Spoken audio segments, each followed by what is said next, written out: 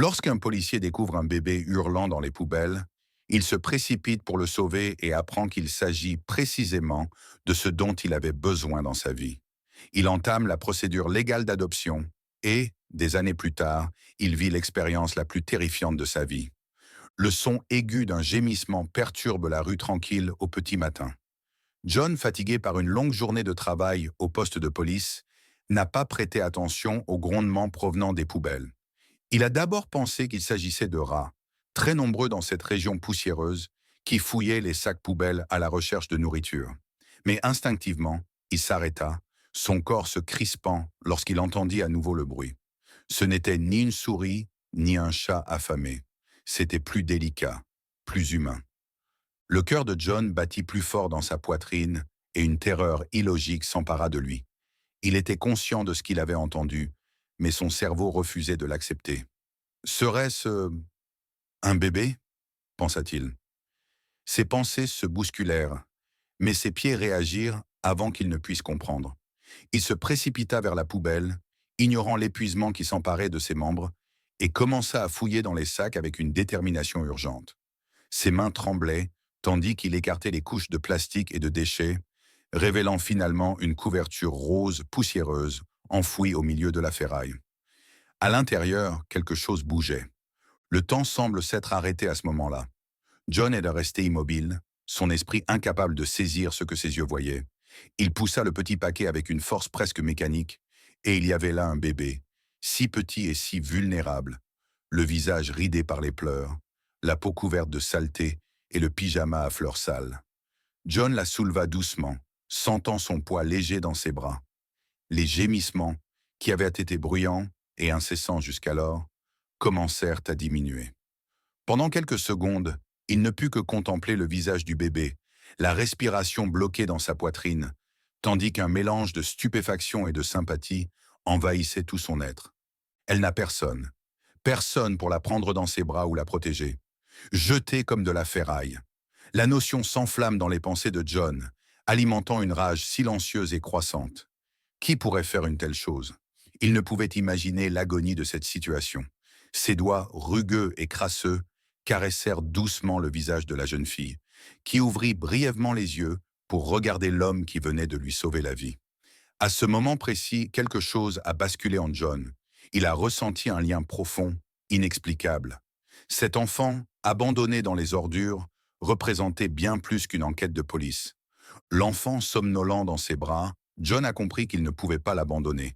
Il l'a serré contre lui, sentant la délicate chaleur sur sa poitrine, comme s'il tenait son propre avenir entre ses mains. Alors qu'il se dirige vers la voiture, une foule d'idées contradictoires l'assaille. Il n'était pas seulement en train de sauver le bébé. Quelque chose de plus profond et de plus personnel était en train d'émerger.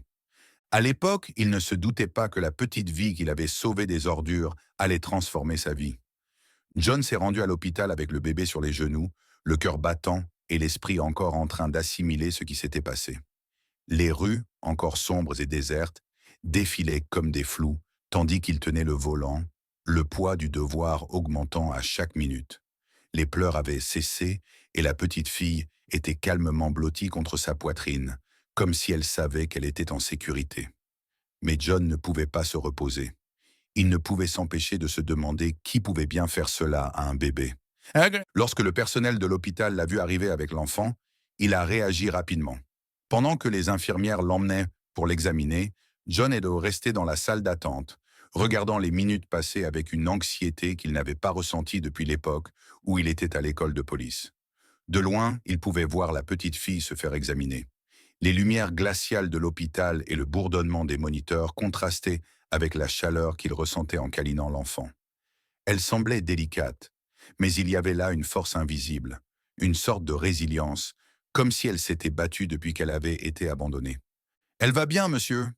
Aucun signe de blessure grave », déclara l'une des infirmières en s'approchant. Cette information était réconfortante, mais elle introduisait aussi un nouveau degré de terreur. Que va-t-il se passer maintenant? Il fixe le nourrisson qui repose dans un berceau de fortune, trop petit pour comprendre la dureté du monde qui l'entoure. Sans personne pour la recueillir, son destin était presque certain.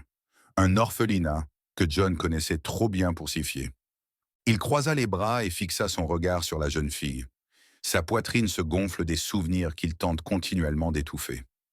Il y a des années, une trahison lui avait brisé le cœur et l'avait rendu incapable de faire à nouveau confiance à qui que ce soit. L'agonie l'avait éloigné de tout et de tous, s'enfouissant dans une profession qui sapait son énergie, tout en laissant son cœur vide. Jusqu'à aujourd'hui, cet enfant vulnérable et perdu faisait ressurgir quelque chose qu'il croyait enfoui depuis longtemps. Alors que ses pensées tournaient en rond, une assistante sociale s'est approchée et a expliqué que si les parents ne pouvaient être identifiés, le bébé serait placé dans le système d'adoption. John écoute, mais ses pensées sont déjà ailleurs. Il sentait qu'une envie se développait en lui, une conclusion qui semblait lui venir à l'esprit sans qu'il y réfléchisse. Le fait est que cette petite enfant ne méritait pas un destin incertain, ballottée de maison en maison, sans savoir qui s'occupait vraiment d'elle. Elle avait besoin de quelqu'un.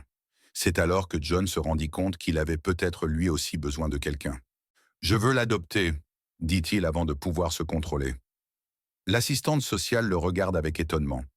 Il était inhabituel que quelqu'un fasse un choix aussi rapidement. John en est conscient. Il est stupéfait par la détermination de la jeune femme. Mais quelque chose en lui criait que c'était correct. Plus correct que tout ce qu'il avait fait au cours des années précédentes. Il y avait un trou dans sa vie et le bébé semblait le combler. L'assistante sociale a tenté d'expliquer les procédures, les obstacles et les délais, mais rien de tout cela n'avait d'importance. John était prêt à affronter tout ce qui était nécessaire. Les contrôles, la bureaucratie, tout semblait insignifiant par rapport à la confiance qui montait en lui. C'était son bébé. Il lui donnerait tout ce qu'il avait parce que, d'une certaine manière, elle avait sauvé quelque chose en lui. Une lueur d'optimisme qu'il avait cru disparue. Ouais. Alors que la nuit s'achevait et que l'aube commençait à se lever à l'horizon, John reporta son regard sur l'enfant, qui dormait à présent profondément. Son identité sera révélée plus tard, et la procédure judiciaire sera longue, mais une chose est sûre. Il a découvert quelque chose qu'il n'avait pas réalisé qu'il cherchait, et sans le savoir, elle avait découvert un père. Les jours qui ont suivi ont été très flous. Entre la paperasse de l'adoption, la vérification des antécédents et les visites à l'hôpital pour surveiller l'état de santé du bébé, John n'a guère le temps de respirer. Il avançait comme sur un pilote automatique, poussé par une force qu'il n'arrivait pas à saisir. Chaque fois qu'il regardait cette petite fille, Émilie, quelque chose en lui devenait plus fort. Même si le monde autour de lui semblait chaotique, il avait la certitude qu'il était sur la bonne voie. La procédure d'adoption a été longue et difficile. Chaque étape bureaucratique semblait décourageante, exigeant patience et persévérance. John n'a jamais été un homme aux émotions faciles. Son histoire, marquée par la trahison de Sarah, avait endurci son cœur. Il évitait les liens forts et limitait ses relations aux affaires. Mais Émilie a brisé cette armure sans même essayer. Et tandis qu'il se battait contre le système pour prouver qu'elle était sa fille, son sens du devoir augmentait, tout comme sa peur de l'échec. Les jours s'étirèrent en semaines, et John eut officiellement Émilie sous sa garde temporaire. Chaque fois qu'il rentrait chez lui après de longues heures passées au poste de police, il la voyait endormie dans le modeste lit de camp qu'il avait aménagé dans son appartement. Elle semblait faible, mais il savait que c'était une guerrière. Elle avait déjà surmonté le pire, et il lui incombait désormais de veiller à ce que son avenir soit différent. Cependant, être un parent célibataire n'est pas facile. John se sentait fatigué comme il ne l'avait jamais été auparavant. Ce n'était pas seulement le travail, c'était aussi la pression continuelle pour être à la hauteur de ce nouveau devoir et être le parent dont Émilie avait besoin. Au début, il a eu du mal à s'adapter au régime. Il n'avait jamais changé de couche, préparé de biberon ou fait face à des pleurs au milieu de la nuit. À certains moments, il se sentait perdu et incapable d'en faire assez. Il n'avait aucune idée de la façon d'être un père, et cela le rongeait de l'intérieur. Lorsqu'il voyait Émilie pleurer et qu'il ne parvenait pas à la calmer immédiatement, le désespoir s'emparait de lui. Il se demandait s'il y était préparé, s'il n'était pas en train de compliquer encore plus la vie de cette petite fille. Au travail, les choses ont également changé. Ses collègues, qui le considéraient auparavant comme un officier dur et vicieux, le regardaient soudain avec étonnement et adoration. Certains se sont portés volontaires pour l'aider en lui recommandant des crèches et même en se portant volontaire pour couvrir ses tâches nocturnes. Le superviseur de John, un homme sévère et peu loquace, le convoque un jour dans son bureau. John s'attendait à une punition pour ses absences peu fréquentes et ses distractions évidentes. Mais à son grand étonnement, le patron a simplement déclaré : « Nous t'encourageons tous. » L'aide inattendue de ses collègues a donné à John l'air dont il avait besoin. Il n'était pas seul dans ce voyage, ce qui l'a apaisé malgré l'énorme poids émotionnel. Regarder Emily grandir, même au cours de ses premiers mois, lui a procuré une joie qu'il n'avait pas ressentie depuis longtemps. À chaque nouveau sourire, à chaque petit rire timide, il sentait le poids de ses épaules s'alléger, ne serait-ce que pour une petite minute. Très vite, John s'est mis à planifier l'avenir de sa fille. Il commença à réfléchir aux écoles qu'elle fréquenterait, aux voyages qu'ils feraient ensemble et aux souvenirs qu'ils auraient en tant que père et fille. La première fois qu'Emily l'a appelé papa est une expérience qu'il n'oubliera jamais. Ces mots, encore hésitants et à peine articulés, l'ont frappé en plein cœur. Il s'arrêta un moment, le regard fixé sur la petite enfant, submergé par l'émotion. Jusqu'alors, il se considérait comme un protecteur, quelqu'un qui avait épargné l'abandon à l'enfant. Mais soudain, tout a changé. Elle le voyait comme un père. Il avait en quelque sorte gagné cette place dans son cœur, ce qui l'a ébranlé de manière inattendue. Ce n'était pas seulement le fardeau juridique de la prise en charge, c'était désormais beaucoup plus profond. Il était le père d'Emily, et cela signifiait tout pour lui. Cependant, l'ombre de l'histoire de John persiste. La nuit, lorsque la maison est calme et qu'Emily dort profondément, il est seul avec ses pensées. Le spectre de Sarah, la trahison qu'il avait écrasée des années plus tôt, continuait à hanter son imagination. Il ne peut s'empêcher de penser à elle et de se demander si la vie lui offre une seconde chance. Mais il lui est difficile d'ignorer le chagrin du passé. Sarah était la seule femme qu'il ait jamais aimée, et lorsqu'elle l'a trompé, elle lui a ôté la capacité de faire confiance et de s'ouvrir à nouveau. Et maintenant, il y avait Emily, une enfant qui dépendait de lui d'une manière qu'il n'avait jamais ressentie auparavant. John ne pouvait ignorer la sensation que quelque chose de terrible était sur le point de se produire. Chaque fois qu'il jetait un coup d'œil à Emily, l'angoisse le gagnait. Il ne pouvait pas la laisser souffrir plus longtemps. Le poids de ce devoir l'accable et il réalise que sa vie ne sera plus jamais la même. Mais, malgré ses inquiétudes et ses réticences, il ressentit quelque chose de plus fort. Il n'avait jamais ressenti l'amour aussi clairement. Un amour inébranlable qui le pousserait à déplacer des montagnes pour cette fille. Au fil des années, la routine de John avec Emily se stabilise. Il l'éleva avec toute son affection, tentant de compenser la perte de sa mère par un engagement sans faille. Cependant, des inquiétudes l'envahissent en silence. En faisait-il assez? Emily a-t-elle manqué quelque chose? Quelqu'un? Quels que soient ses efforts, John se rend compte qu'il ne peut pas être tout pour elle. Cela le contrariait énormément, surtout lorsqu'il voyait d'autres pères accompagner leurs enfants à l'école aux côtés de leur mère. Emily n'a jamais reconnu l'absence de sa mère, mais il a reconnu dans ses yeux la même question qu'il se posait tous les soirs. Cependant, John est méticuleux et déterminé.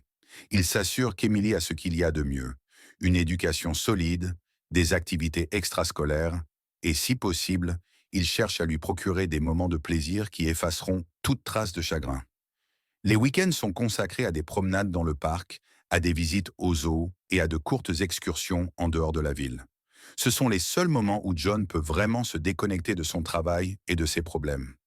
Voir le sourire d'Emily courir sur l'herbe, ses cheveux voler au vent, lui procurait une tranquillité qu'il n'avait pas ressentie avant de devenir parent. Même dans ses plaisirs modestes, l'inquiétude persiste. John n'arrivait pas à se débarrasser de la sensation que quelque chose d'horrible le guettait en permanence. Chaque soir, lorsqu'il mettait Emily au lit, il ressentait le poids d'une obligation écrasante, comme si le destin était prêt à lui arracher le tapis. Il comprenait qu'il fuyait la perspective d'une nouvelle relation, non pas par manque d'opportunité, mais parce que quelque chose en lui restait abîmé.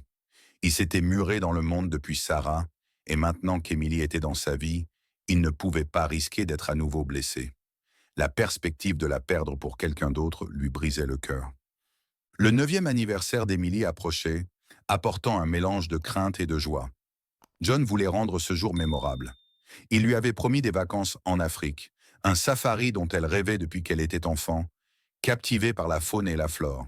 Il avait économisé et planifié chaque détail pendant des mois, prêt à lui offrir un événement qui, il le savait, transformerait leur vie.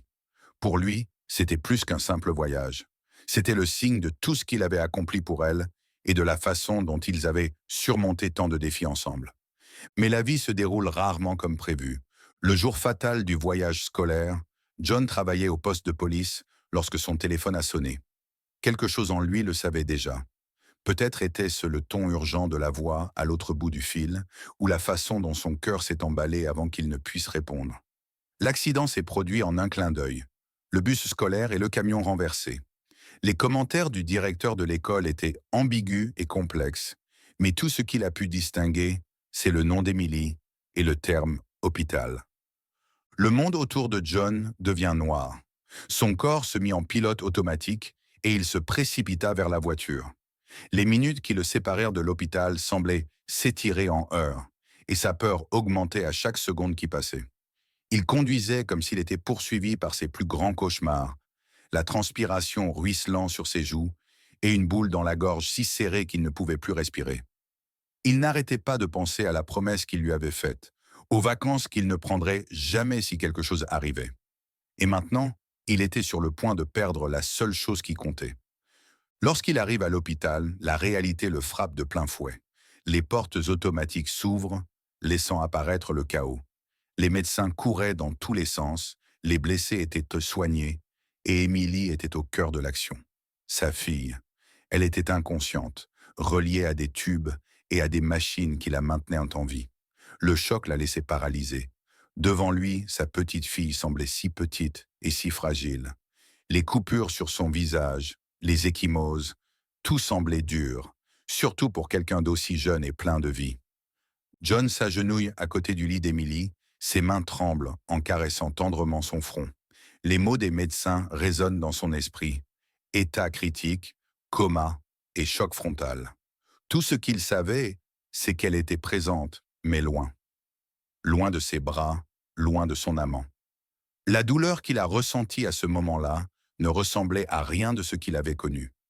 Ni la trahison de Sarah, ni des années de solitude n'avaient préparé John à cela. Il avait l'impression qu'on lui arrachait le cœur. Les semaines qui ont suivi ont été un cauchemar sans fin. John refuse de quitter l'hôpital et de vivre sans elle. L'hôpital lui attribue un lit à côté d'Emily, mais il ne dort presque pas. Il passait des heures à lui faire la lecture, à discuter de leurs prochaines vacances et à lui promettre que tout irait bien. Chaque mot qu'il prononçait était destiné à l'apaiser, mais il savait que c'était en réalité pour lui. Il avait besoin d'espérer qu'elle se réveille. Il avait besoin de penser qu'il n'allait pas la perdre. Mais au fil des jours, l'optimisme s'est évanoui. Les médecins ont commencé à faire pression sur lui pour qu'il prenne une décision, discutant de la qualité de vie et de la possibilité de laisser Emily mourir en paix. Mais John ne pouvait pas. Il ne pouvait pas. Comment a-t-il pu l'abandonner? Comment peut-on s'attendre à ce qu'il éteigne les machines et accepte que sa fille, la jeune enfant qu'il avait sauvée des ordures et qui était devenue le centre de son monde, ne revienne pas? Il ne pouvait pas le supporter. Et il a refusé d'abandonner. John a refusé d'accepter que c'était la fin. Chaque fois qu'un médecin entrait dans la pièce, le regard sombre, prêt à poursuivre le discours sur les décisions difficiles, il l'interrompait avant qu'il ne puisse terminer. Il répétait la même chose. Elle va se réveiller. C'était presque devenu un chant, une prière privée qu'il se répétait chaque jour. Il avait besoin d'y croire car l'alternative était terrible. Il passait son temps à converser avec Emily, à lui raconter des histoires sur sa jeunesse et sur la façon dont elle avait transformé sa vie. Il lisait ses livres préférés, ceux dont les couvertures étaient défraîchies, essayant d'entrer en contact avec une partie de sa mémoire, espérant qu'un mot ou une phrase pourrait la rappeler. Mais au fil des semaines, le désespoir s'est installé. Il voulait croire qu'elle se battait et qu'elle pouvait l'entendre. Mais le fait est que le silence de la chambre, interrompu uniquement par le bip constant des machines, commence à ressembler à une sentence. John a essayé de quitter la chambre pendant quelques minutes, mais il n'a pas pu se débarrasser de l'effroi qui l'enveloppait. Ses échanges avec les infirmières, qui étaient auparavant empreints d'optimisme, se réduisaient maintenant à des expressions de compassion. Il savait ce qu'elles pensaient et ce que les médecins disaient derrière les portes closes. Ce n'était qu'une question de temps. La phrase « irréversible » commençait à résonner dans les couloirs. Un soir, alors que je regardais Émilie allongée dans son lit, un doute tenace s'est installé. Et s'ils avaient en raison? Et s'il n'y avait pas de retour en arrière possible? Malgré tous ses efforts, l'inquiétude qu'elle ne se réveille jamais a affaibli sa détermination. Cette nuit-là, John a éprouvé un chagrin qu'il n'avait pas connu depuis des années en voyant Émilie abandonnée dans la poubelle. Les larmes coulent doucement lorsqu'il saisit la main froide et immobile de sa fille, comme si le fait de s'accrocher à elle pouvait d'une manière ou d'une autre éviter l'inévitable. Le jour du 9e anniversaire d'Emily, John s'est forcé à faire comme si tout allait bien, malgré son cœur brisé. Il apporta un gâteau à l'hôpital, ainsi qu'un ballon en forme de cœur et un chien en peluche. Elle avait toujours voulu un chien, mais il n'avait pas encore pu lui en offrir un. Lorsque les médecins et les infirmières sont entrés dans la chambre, il a fait semblant de sourire, un geste vide pour maintenir la mascarade. Mais il était bien conscient qu'il jouait la comédie. Émilie était présente, mais elle ne l'était pas. John se sentait incapable de continuer à prétendre que tout irait bien. Cette nuit-là, exactement 10 ans après l'avoir trouvée dans la poubelle, John sombra dans un profond sommeil. Il était émotionnellement et physiquement fatigué. Il rêvait du jour où il l'avait sauvée. L'odeur de la poubelle et le son étouffé de ses pleurs. Mais cette fois-ci, dans le rêve, il n'arrivait pas à la sortir de la poubelle. Il essayait, mais elle restait hors de portée, tombant de plus en plus bas. Un léger son le réveilla, quelque chose de distinct. Il cligna des yeux, essayant de se repérer dans la pièce sombre. Il comprit soudain que le son venait d'Émilie. Un léger soupir, indétectable, mais distinct. John sortit du lit, le cœur battant la chamade. Il se précipita à ses côtés, les yeux écarquillés, incapable de comprendre ce qui se passait. Ses doigts tremblent lorsqu'il caresse le bras de sa fille, qui le surprend à bouger lentement. Elle se réveille. Les médecins s'empressent d'entrer, les lumières s'allument et la petite pièce se remplit rapidement d'infirmières et de matériel. Mais John ne peut détacher son regard d'Emily. Elle était là, ouvrant lentement les yeux, comme si elle avait passé toute une vie dans un monde sombre et isolé. Le soulagement est si intense que John a du mal à respirer. Sa fille était revenue. Il avait réussi. Malgré tous les obstacles, elle se battait pour revenir auprès de lui.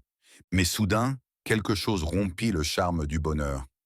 Les yeux d'Émilie, maintenant complètement réveillés, sont remplis de perplexité. Elle regarde les médecins et les infirmières dans la pièce avant de se concentrer sur John. Mais il ne le reconnaît pas. Son expression soulagée s'évanouit lorsqu'il remarqua le regard vide de la jeune femme. « Qui ?» La voix d'Émilie était faible, mais chaque syllabe transperçait le cœur de John. Il se figea, incapable de comprendre ce qu'il venait d'entendre.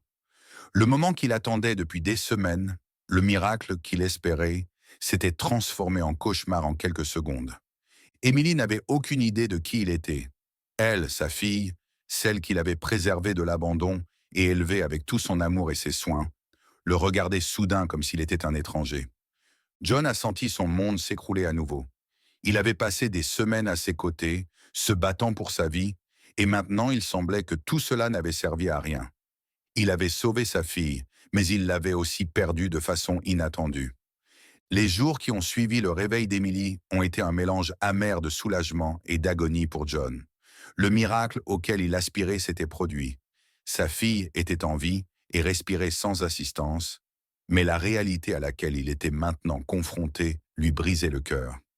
Émilie ne se souvenait plus de lui. Ses yeux, qui avaient été remplis de tendresse pour lui, le considéraient maintenant avec prudence, comme s'il s'agissait d'un étranger.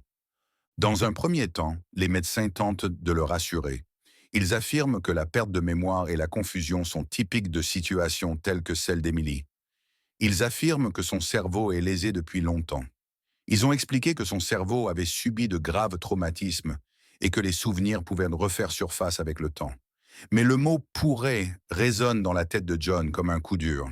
Rien n'est assuré. Émilie était présente, mais leur lien, qui s'était créé au cours de 10 années d'amour et d'engagement, semblait avoir été détruit.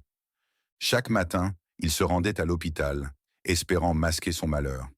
Il lui faisait la lecture et lui apportait des jouets qu'elle aimait, dans l'espoir de raviver quelques souvenirs. Cependant, Émilie restait distante. toujours courtoise mais visiblement mal à l'aise en sa présence. C'était comme si John était une pièce de puzzle bizarre qu'elle n'arrivait pas à assembler. Elle acceptait son aide, parlait, mais ne montrait aucun signe de familiarité. Il n'était que l'homme qui se tenait à son chevet, prétendant être son père. Le plus dur était de voir les médecins, les infirmières et les visiteurs l'appeler « papa » et de voir le visage d'Émilie se contracter de perplexité. Elle le regarde, perplexe, comme si elle essayait de comprendre comment cet homme pouvait avoir autant d'influence sur sa vie sans qu'elle le sache. Chaque fois que cela se produit, John ressent un coup de poignard. Chaque syllabe de père sonnait creux, privé de la relation qu'ils avaient. Malgré les recommandations des médecins, le pessimisme de John s'accroît. Il s'est de plus en plus renfermé sur lui-même, évitant même les copains du commissariat qui tentèrent de lui venir en aide. Il était un père brisé, luttant pour s'accrocher à ce qui restait de sa fille, ne sachant pas comment la ramener. Les soirées à l'hôpital étaient interminables, et les rêves commençaient à consommer le peu de sommeil qu'il pouvait obtenir. Émilie faisait des cauchemars dans lesquels elle le regardait avec les mêmes yeux vides et distants, et lui disait « Qui es-tu » John restait assis à côté de son lit pendant des heures, regardant sa fille qui avait changé à bien des égards.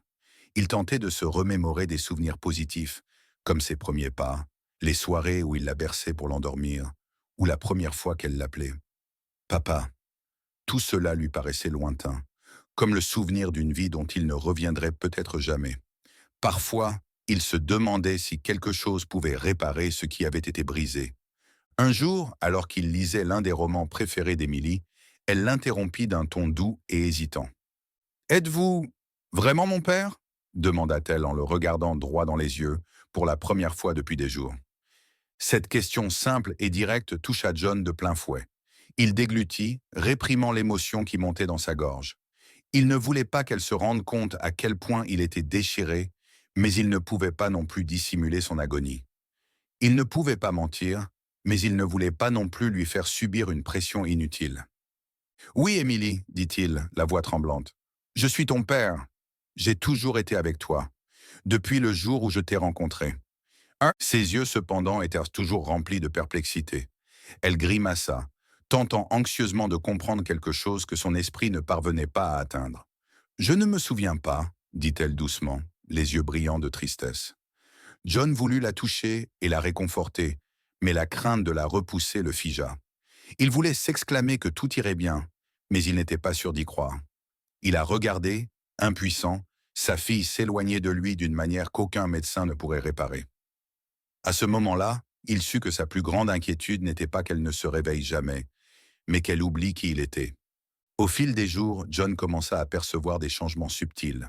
Elle utilisait parfois un regard et une phrase. Un jour, alors qu'il lui faisait la lecture, un événement se produisit. Émilie le regarde fixement et ajoute, presque sans réfléchir, « Je me souviens de ce livre. Tu me l'as lu quand j'étais plus jeune, n'est-ce pas ?» C'était une petite découverte, presque insignifiante. Mais pour John, c'était comme un rayon de lumière au milieu de l'obscurité. Son pouls s'accéléra et il essaya de ne pas pleurer devant elle. Elle se souvenait. Même si ce n'était qu'un détail, un souvenir, cela suffisait à lui redonner la foi. Il s'accrocha à ce moment comme si sa vie en dépendait. Peut-être pouvait-il encore ramener sa fille. Mais il sait que le voyage sera long et difficile. Chaque jour, il devait vivre avec l'incertitude de la capacité d'Émilie à retrouver tous les souvenirs qui les reliaient. Même si elle y parvenait, il ne pouvait pas être certain qu'elle était la même enfant que celle qu'il connaissait et qu'il aimait. John était dans un vide émotionnel, essayant de garder l'optimisme tout en étant confronté à la terrible vérité qu'il ne pourrait plus jamais avoir la même relation. Seul le temps le dira. John s'accrochait à ce fil d'espoir avec la ténacité d'un homme au bord du désastre. Chaque souvenir qu'Émilie se remémorait ressemblait à une bouffée d'air frais après des semaines d'étouffement. Elle se souvenait de bribes, de moments et de détails infimes, comme le son d'une chanson avec laquelle papa avait l'habitude de l'endormir ou le parfum de la glace qu'ils commandaient habituellement ensemble. Mais les souvenirs les plus importants, ceux qui ont jeté les bases de leur relation, sont restés hors de portée. John s'est préparé au pire tout en s'accrochant frénétiquement à l'espoir de retrouvailles. Mais il y a une réalité que John ne peut se résoudre à dire à Émilie. une réalité qu'il a gardée cachée depuis le jour où il l'a découverte dans la poubelle. Elle a été adoptée. Il avait repoussé ce moment pendant des années, attendant le moment opportun pour lui dire qu'il n'était pas son vrai père. Mais compte tenu de tout ce qui s'était passé, la découverte semblait encore plus complexe. Il savait qu'il devait être honnête, mais l'idée de la perdre, de la voir se replier encore plus sur elle-même lorsqu'elle l'apprendrait, l'effrayait. Une nuit, alors qu'il regardait Emily dormir, John a fait un choix. Il a compris que la réalité ne pouvait plus être évitée. Aussi difficile que cela puisse être, il ne pouvait pas établir une relation avec elle sur des mensonges, même si la vérité pouvait être désastreuse. Le lendemain matin, il l'emmène dans le parc où ils avaient l'habitude de se rendre lorsqu'elle était plus jeune. Il s'assirent sur un siège, le silence n'étant rompu que par les bruits lointains des enfants qui jouaient.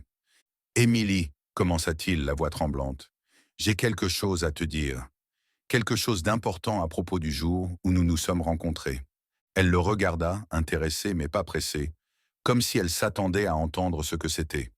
Le cœur de John s'emballa et chaque syllabe lui sembla être du plomb dans la gorge. « Je ne suis pas ton père biologique, » déclara-t-il brusquement, sentant le poids de la vérité s'abattre entre eux. « Je t'ai trouvé. Tu as été abandonné et je t'ai sauvé. Je t'aime depuis ce jour, mais je n'ai jamais dit que tu étais adopté. » Le silence qui s'ensuivit fut terrible. John examina le visage d'Emily à la recherche de signes de colère, de perplexité ou de désespoir, mais elle se contenta de le regarder, absorbant ce qu'elle venait d'entendre. Elle cligna des yeux à plusieurs reprises, comme si elle remettait de l'ordre dans ses pensées.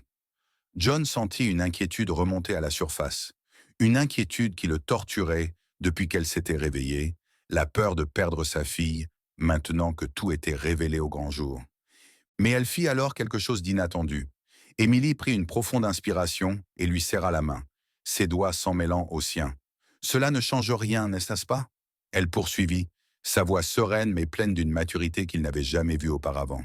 « Tu es toujours mon père. » Ce qu'elle dit désarme John. Il sentit ses yeux se remplir de larmes, des émotions qu'il retenait depuis si longtemps. Il ne pouvait pas croire ce qu'il entendait. Même sans les souvenirs, Émilie comprenait leur lien. Un lien qui allait au-delà du sang et des antécédents. Elle savait au fond d'elle-même que John serait toujours son père, quelle que soit la façon dont le récit avait commencé. Le temps passa, et bien qu'Émilie n'ait pas retrouvé tous ses souvenirs, elle commença à s'adapter à son nouveau monde. De petits moments de reconnexion apparaissent ici et là, mais John finit par reconnaître qu'il n'a pas besoin qu'elle se souvienne de tout. Leur amour était basé sur le moment présent, et c'était ce qui était le plus important. Elle le reconnaissait comme le parent qu'il avait toujours été, et cela lui suffisait. Un jour, alors qu'ils étaient en train de dîner, Émilie demanda « Et le safari? Tu as dit que nous allions en Afrique, tu te souviens ?»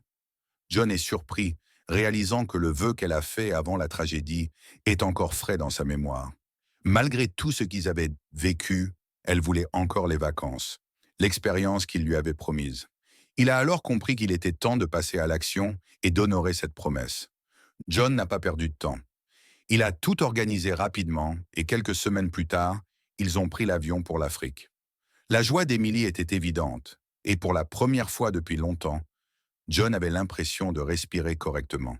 C'était comme si les vacances représentaient un nouveau départ, une chance de laisser la douleur derrière eux et d'embrasser l'avenir qu'il avait toujours souhaité pour eux. Cependant, lorsqu'ils arrivent à l'aéroport africain, ce qui devait être le début d'un nouveau voyage se transforme rapidement en cauchemar. John, qui tient toujours la main d'Emily, est instantanément encerclé par des policiers. Il criait dans une langue qu'il ne comprenait pas et, avant qu'il ne puisse réagir, il a été traîné au sol et enchaîné. Emily a pleuré de peur lorsqu'on l'a éloigné de lui. John est pris de panique. Que se passe-t-il? Qu'a-t-il fait? Alors que les policiers l'emmenaient, les choses ont commencé à se mettre en place dans la tête de John. Il l'avait pris pour un trafiquant d'enfants, recherché dans toute l'Afrique. Il semblait correspondre à la description du criminel puisqu'il voyageait avec une enfant qui, selon eux, n'était pas sa fille légitime. Il tente de protester et de présenter ses papiers, mais les policiers ne l'écoutent pas. Tout semblait indiquer qu'il était l'homme qu'ils recherchaient. Emily a été emmenée dans un centre d'hébergement temporaire, tandis que John a été placé dans une cellule. Il se sentait impuissant et triste. Toutes ces réalisations, toutes les blessures émotionnelles qu'il avait surmontées, lui paraissaient bien peu de choses en comparaison de la gravité du scénario. Il s'inquiétait de la sécurité d'Émilie, maintenant qu'elle était seule et qu'elle ne savait pas pourquoi son père lui avait été retiré. Pire encore, il savait qu'un test ADN révélerait la vérité. Émilie n'était pas sa vraie fille. Cependant, contrairement à ses attentes, le test ADN a révélé une vérité stupéfiante. Émilie était sa fille biologique. C'était impossible. John avait découvert Émilie dans les ordures. Il s'est rendu compte qu'elle n'était pas sa fille biologique. Les autorités libèrent John, le laissant confus et étonné, mais la question persiste. À leur retour aux États-Unis, il décida de faire effectuer un nouveau test ADN par un organisme en qui il avait confiance. À sa grande surprise, le résultat fut le même. Émilie était sa fille biologique. La seule explication possible était que Sarah, son ex-fiancée, était tombée enceinte juste avant qu'il ne découvre sa trahison et ne l'abandonne. Elle a dû accoucher en secret et abandonner la fille à son insu. Malgré le choc de la découverte, John éprouve un étrange sentiment de réconfort. D'une manière ou d'une autre, le destin les avait réunis et c'était tout ce qui comptait.